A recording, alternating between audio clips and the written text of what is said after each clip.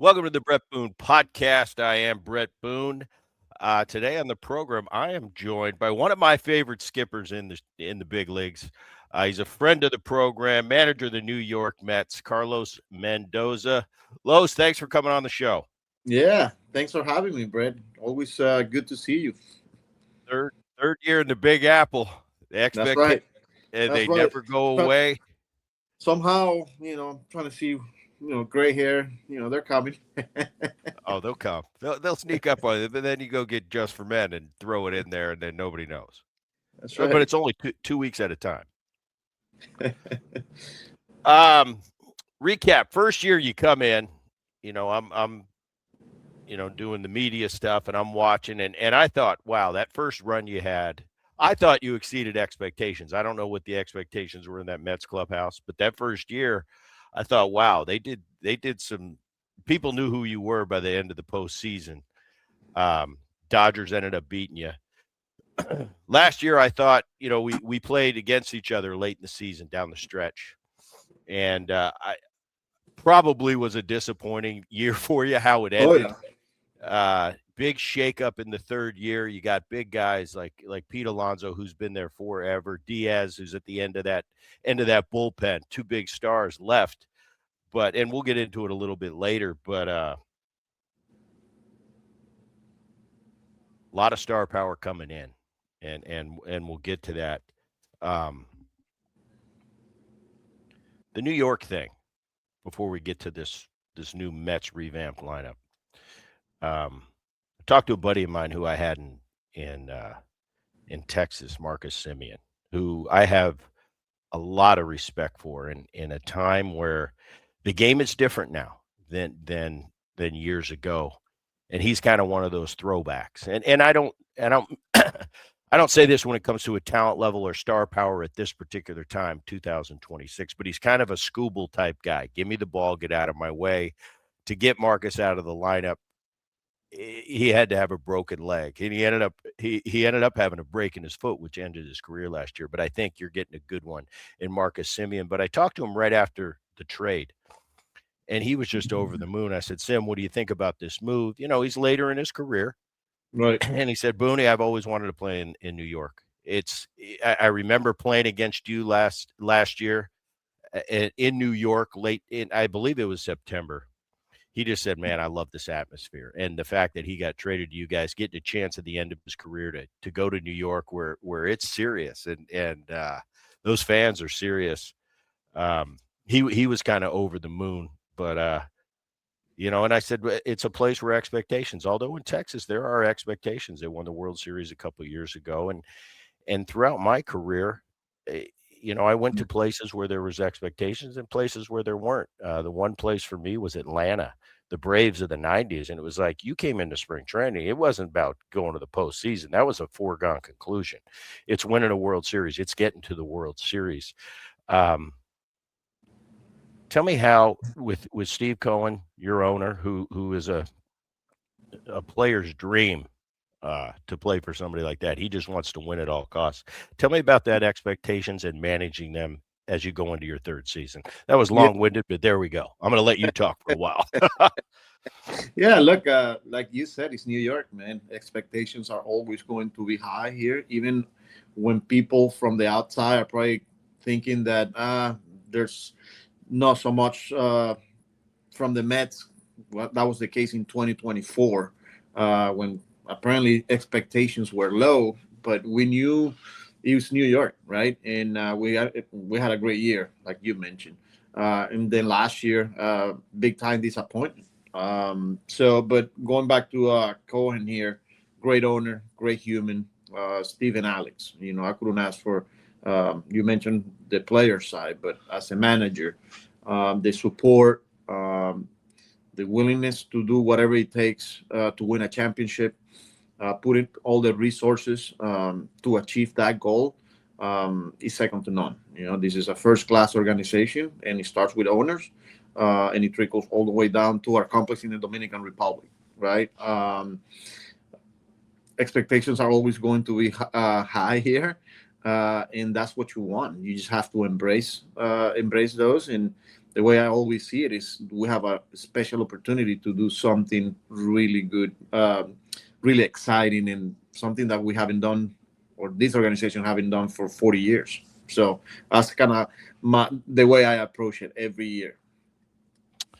I can only talk on the coaching side of things, and being a hitting coach, I have my group of hitters, and it's the 13 guys that we're in the cage every day, all day. And I found that it's not about teaching, it's about interacting, it's about getting to know the personalities and Relationships. relationships. How you can speak to one player doesn't necessarily, I'm going to have one conversation with Marcus Simeon to use, but I'm going to have another conversation with a Wyatt Langford, for example. It's just two different personalities. I'm trying to, sometimes during the game, I might be able to approach a certain hitter and have a full on discussion. For another guy, it's like, no, I got to wait till tomorrow, till we got to finish this game, and this is going to cloud his mind. So I think it's all about that. How do you go about? You've got a pretty star-studded uh, group there in New York. Freddie Peralta coming over. You got a Marcus Simeon. You got a Polanco. You got a Bo Bichette coming over too. Also, kind of, you got a Weaver from New York coming in. Diaz leaving, Weaver coming in.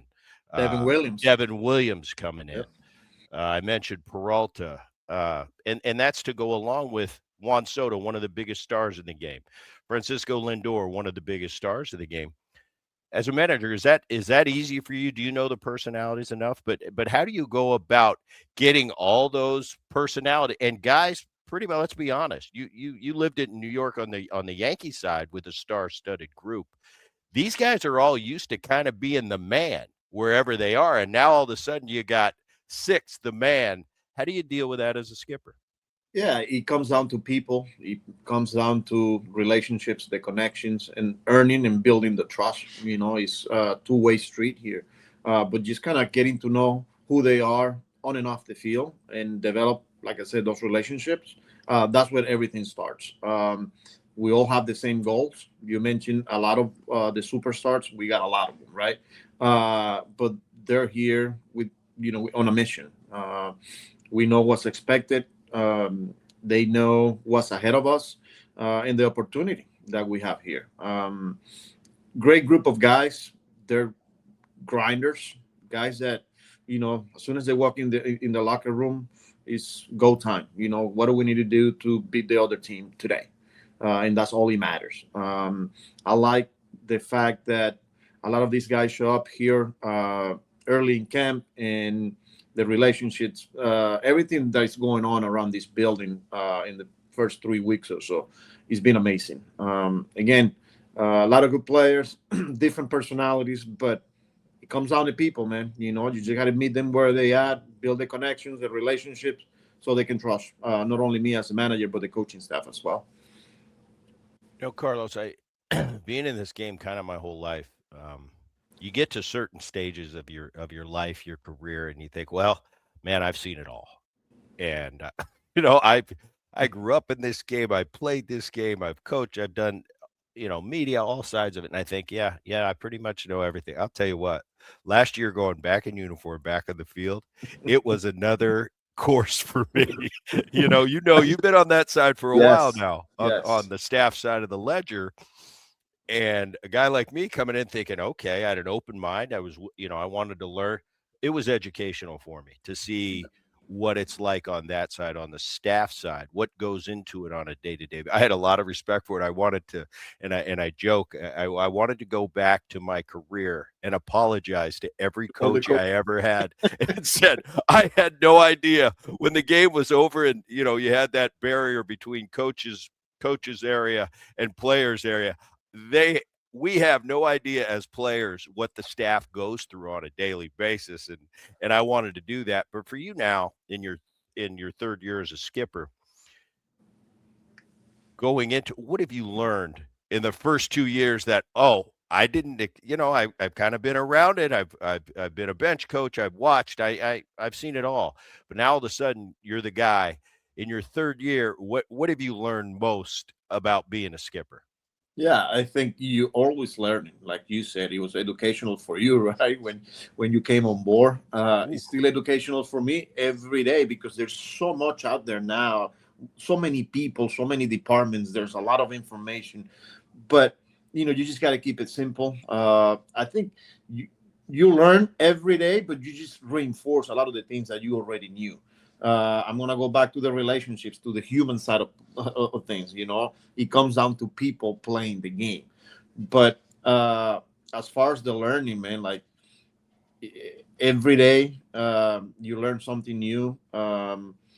You challenge yourself, you challenge people around the building, and you just keep going. The importance of communication, like I said, you knew coming in as a coach, as a manager, like you have to communicate, and it's not something that I will say I'm learning. I'm saying it's reinforcement. Like you knew you have to be a really good communicator, whether you're a coach, whether you're a manager. Every time you're in a leadership position, you got to be able to communicate, and that's where it starts, right? You learn about the game every day. You learn about organizations, and yeah, I think it's just more. You have to stay in school. You say it was educational, right? For me, I feel like you come to school every day, and you're trying to learn something. Your infield. It's interesting because you're getting to Bo Bichette, who's been pretty much a shortstop his whole career. Moved over to second base last year, late in the season for the Blue Jays. Polanco coming over from Seattle's been a second baseman, had some injuries, DH'd. Simeon's been, came up as a shortstop. He's been the second base. He's going to play second base for you. And then you've got Lindor at short, who's not changing positions. How is that? How big of a challenge is that? I believe, and correct me if I'm wrong, I believe Bichette's going to play third. Polanco's going to play first, maybe Right. some DH. Simeon's going to play second. Obviously, Lindor at short. How's that transition going for those guys? Because a couple guys are kind of exploring new positions that they really haven't played much. Now, coming up as a shortstop for a Bo Bichette, moving over to third, that's not going to be a big deal. It's going to take some time in spring training, the angles, but I think any shortstop I've ever met has no problem moving anywhere on the field. So just tell me their progress, how it's looked so far in spring training. I know Bo's at uh, the World Baseball No, Classic, no, but Bo's the here. other guys. His brother's Oh, the Bo's one. here. Yeah, Bo's here. His brother's the one playing for Oh, okay. in Brazil. Oh, okay. I saw So Bichette, and I'm going, wait a minute. no, both here, and he's going well, man. This kid, like you say, he came up as a shortstop, right? But the work ethic, the athleticism, the aptitude, his willingness to get better every day. He's asking really good questions. He's putting all the work. But now that we started playing games, that's when the real teaching starts. You can replicate fungos and things like that. You got to go out there and play angles, the reaction, the decision making. When that ball's hit, and at third base, there's going to be a lot of times where he's going to have to commit and make that decision whether I'm going to go for this ball, I'm going to have to create some space and go back. Uh, Positioning, coming in on guys that can bunt, cuts and relays, just a lot of the things that the game will teach. But pretty happy where he's at with his progression and how he's coming along. The other thing that I was surprised with him, because as a shortstop, I never saw like a plus arm from him. This is a guy that was always charging the ball, a lot of throws on the run, man. But the first time I watched him take ground balls at third base, he was letting it eat, and I was like, "Wow, boy!" Like I know, it's like I got a good arm, and that's what we've seen here too. In the first few weeks here. With Polanco, this is another shortstop. This he came up as a shortstop as well. He got to the big leagues as a shortstop, then he started moving around, second, third, and now first base. That's another one that is going to take some time. I think people nowadays just think, like, put him at first base. Anybody can play first base. It's That's different. completely wrong, Yeah. because there's so much they're touching the baseball a lot, and there's so much that again the game will teach these guys. Positioning. These guys are so used to going after balls hit, they're going after the ball. That ball in that four hole, the second baseman's probably right there, Marcus, and they got to go back to the base. The Right. PFP, understanding your pitching staff, how far you need to be off the base, cuts and relays, ball up the middle with runners in scoring position. They got to sprint to that mound to get to the cut position. Um, it's just the footwork, the receiving part. That's not easy either. Like being able to use the whole back. Whether you have to stretch to your left, whether you have to stretch to your right. Like there's a lot that this first baseman needs to learn. But with Polanco and Brett Beatty, we haven't mentioned Brett Beatty, but this is another guy that is learning that position, and they're all doing really well. Like I said, I'm pleased with where they at, and continue to look forward to get these guys in a really good place here. I think you bring up a great point, and everybody just thinks, "I'll just go to first base." Slugs play first base. You're right. I mean, because when you have the good fortune of playing with a great first baseman, there is a difference, and Yes. it is the little things from a talent perspective. Yes, any shortstop's going to go over to first base and have an unbelievable feel. That's just they're shortstops. They're the best. They're the most talented player on the field. I contend. They always have been. That's why you grow up. Where's the best player play in Little League? He plays Right. short. And Right. then you go to second, and then you go to third, and then you go to the outfield. You try to play center. If you're not quick enough, you go to a corner, maybe a first. But for first base is something, it's an acquired thing. And I think what you point out, the nuances, the cutoffs, the relays, as a second baseman, that first baseman cutting in front of me, making Yep. a play, or cutting in front of me, not getting the ball. And now I've got to hit a pitcher on the run. Anytime Johnny Olerud would vacate too early and he wouldn't get the ball, I'd kind of give him a look mid-play, hit that pitcher on the run, and say, Johnny, I am not a quarterback. I'm a second baseman. I'm not Yes. used to hitting people on the That's a run. But that's a those are tough one little there. things that are Yes. huge. Yes, you got that ground ball on that four hole, and the first baseman is diving for it, and the second baseman is right there. It's Right. like now you're throwing to a moving target because that pitcher is getting over the first base. That's when it should have been a 4-3 play, right? So it's Right. something that we've been hammering on the backfields, but I'm glad that is happening already a couple of times, and he's handled himself very well. Yeah, because I just think as an athlete, as a shortstop, He's going after the you ball. go get it. Go Yeah. get it. Yes. Even at second base, I'm going to get everything. Right. So all of a sudden you put me at first. My instinct, especially being, I'm closer to the hitter now. My first instinct is go get it, and I've got to learn. Oh, wait a minute, my second base.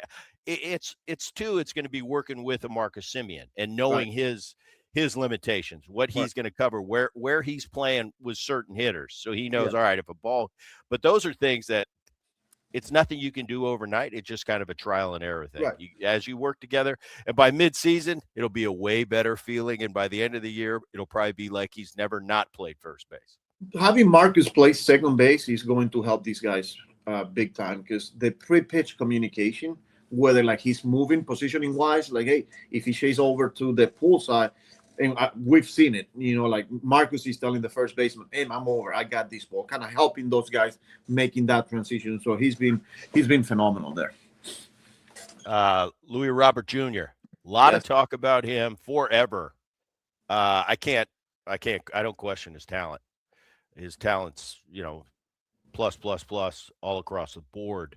He's never really lived up to that, though. What do you see in Louis Robert Jr. getting kind of a fresh start in New York? Yeah, I'm telling you, I saw him in 2023 when he had that monster year, but then he hasn't been able to stay on the field. The health is a priority. But when you watch the tool set from this guy, it's unbelievable. The way the ball comes off his bat, it's just different. The way he goes and gets it, it's just our goal is we have to find a way to keep this guy on the field, and that's why he's going through a big progression here. A build that he hasn't played a game for us on the main field. He's been playing on minor league games, kind of like monitoring that workload, the intensity, and making sure that we get into a place where all right, he's good to go, which is probably coming up here pretty soon. But man, like I'm telling you, this guy could be special. We're counting on him and our goal. And there's a lot of people working really hard behind the scenes to help this guy. And credit to him. He's bought in everything that is being thrown at him. He's been very receptive. And I think we started the conversation with having so many superstar right in this team. Like I think he not being the guy. He in Chicago, he was the guy. Here, Right. like he doesn't have to be that guy. Just go play baseball, right? So that's kind of like the mentality. But man, like I'm really looking forward to watch this guy play day in and day out.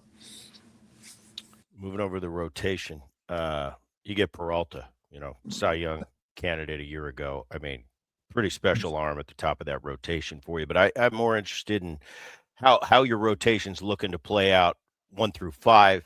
I know Manaya's back in the mix. Holmes, who's going to be there. Peterson. Who are the two kids we saw late for you last year? Was it You McLean saw and Tong? Nolan McLean and Jonah Tong. Oh, tell Yes, you what, I'll tell you, and Tong too. Not to, I know, especially when we played him, I think we beat him up pretty good that day. Young guy, talent, got a lot of talent. Just kind of was a big stage. It was a big stage, and I think middle of as the pen do you, race.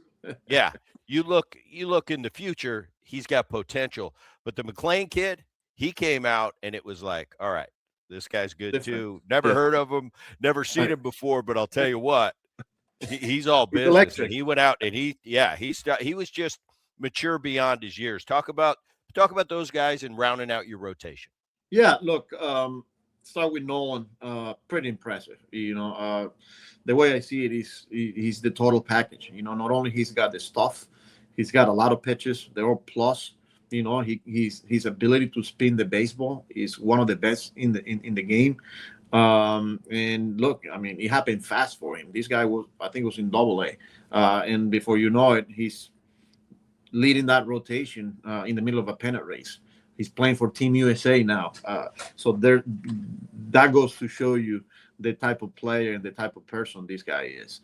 Jonah, same way. Got to give him credit. Player development did a hell of a job and put this guy in a position where there was a need here at the big league level in the middle of a pennant race, and here he is getting the baseball. Two exciting young arms that we got here. And then talking about that rotation, we acquired Freddie Peralta. We got David Peterson, Clay Holmes, who's also pitching for Team USA, second year as a starter, in really good spot. Sean Manaya, healthy after a tough year last year, dealing with injuries. And Kodai Senga. Kodai Senga. I want to see that. I want to see him all That's in. an exciting one because Yeah. this is year 3, and I haven't seen that version of Kodai Senga that we're seeing right now. He's 97, 98 easily. My first year here, he was hurt pretty much a whole year. I never saw him. Last year, when he showed up to camp, he was like low 90s. And he kept telling my mechanics are off. And then he gets hurt, after 2.5 months, right? But man, like this guy is in a really good place right now. So our rotation, I feel really good about it. You just got to keep those guys healthy. But if they are healthy, they are going to be very solid. A lot of Yankees become Mets. I'm counting right here. Holmes, Weaver, Williams, the biggest one, Soto. What is it? Do they like you I better don't than know. Yeah, better I than don't know. Uncle I mean, Aaron? They say no. We rather go to Los. We like him better than you, Aaron. yeah, it's just weird. But yeah, I mean, we continue to get some of these players, really good free agents, and you never know what's going to happen in free agency. And I'm glad that they're on my side now because, like I said, they're really really good players. So Division, tough division. That yep. NL East. Phillies and the Braves and you guys, kind of the three teams I look to be fighting for that division. I'll be honest with you. A year ago, all the teams I went through and saw, a few teams really, really jumped off the page for me. The Phillies were one mid-season. They left Texas, and I went, that's a tough team right there. That team can win the World Series. From their pitching to their lineup. And they're going to be good again. The Braves had an off year, but the Braves, especially in the last 10 years, their runs, they've been really good. They're going to be back and healthy again. Sales Strider, Lopez. Philly obviously have Wheeler, Nola, Sanchez, Luzardo, who really impressed me last year. I knew how good Sanchez was, but then Luzardo pitched the next night, and I went, wow, this That's a guy's good guy. nasty too. So talk about that division. And I know the Braves are going to be back. They had a down year last year. I think they're going to be back. That's a tough division. It is. It is a tough decision. Division. You just mentioned. It starts with the Phillies. They won it last year. A lot of good players, established players, veteran guys that know what it takes. Um, but we like our chances as well. We got a good team. The Braves, after a down year, dealing with injuries and things like that, you look at that roster and they loaded as well. Don't forget the Marlins; they're coming. They got a lot of good players. They got pitching. You're talking about starting rotation from the Phillies. You got Sale with the Braves.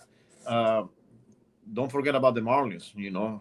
Sandy Alcantara with the way he finished the second half. Yuri Perez, and you name it.